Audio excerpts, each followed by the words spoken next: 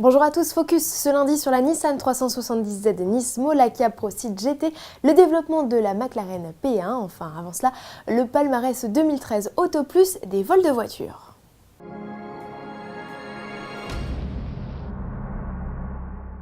Quelle a été la voiture la plus dérobée par les malfrats en 2012 selon les données exclusives récoltées par Autoplus, comme chaque année auprès de banques, assureurs et mutuelles, la Renault Twingo de première génération se hisse en tête du classement. Seulement, la grenouille n'est plus seule sur la première marche du podium, elle partage cette place avec la Smart Fortwo.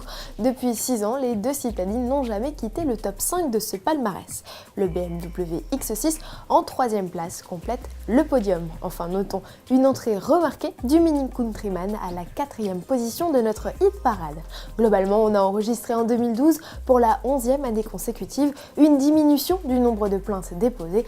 Pas de quoi baisser la garde pour autant. Dans son numéro 1273 en kiosque jusqu'au 3 février, Autoplus en profite pour vous livrer ses conseils pour protéger votre voiture des voleurs.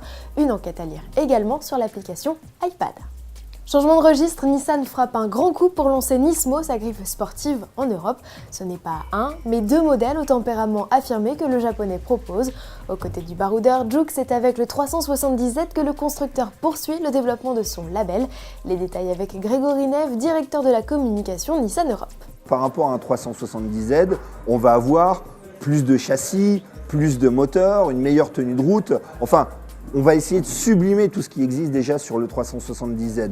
Ça veut dire une puissance qui va passer à 344 chevaux, ça veut dire également un châssis revu et corrigé pour plus d'efficacité encore, une meilleure efficacité aérodynamique.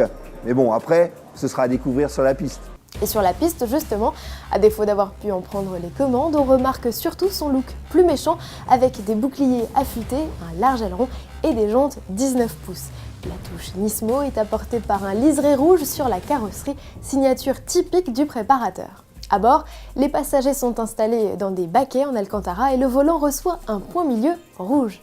Grâce aux 16 chevaux de gagné, le 370Z Nismo améliore le 0 à 100 km/h d'un dixième à 5 secondes 2. Nissan commercialisera le modèle à la fin d'année en France. Pour l'heure, seul le carnet de commande du Juke est ouvert. Et en bref, Kia a dévoilé une première photo de sa Pro-Ceed GT. Le coupé 3 portes sera présenté le 5 mars prochain à Genève. Il mise sur un 1,6 litre essence de 204 chevaux, le même que le Hyundai Veloster Turbo. Ainsi, ce sera le modèle le plus haute performance de l'histoire de la marque.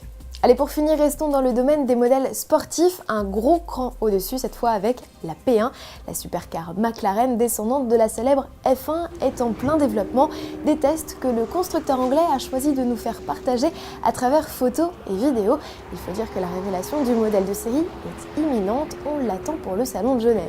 Pour animer cette bête, McLaren mise sur le V8 biturbo déjà en place sur ses MP412C, à la différence que le bloc alignerait plus de 800 chevaux contre 625 actuellement grâce à la greffe d'un Kers comme en Formule 1. À demain.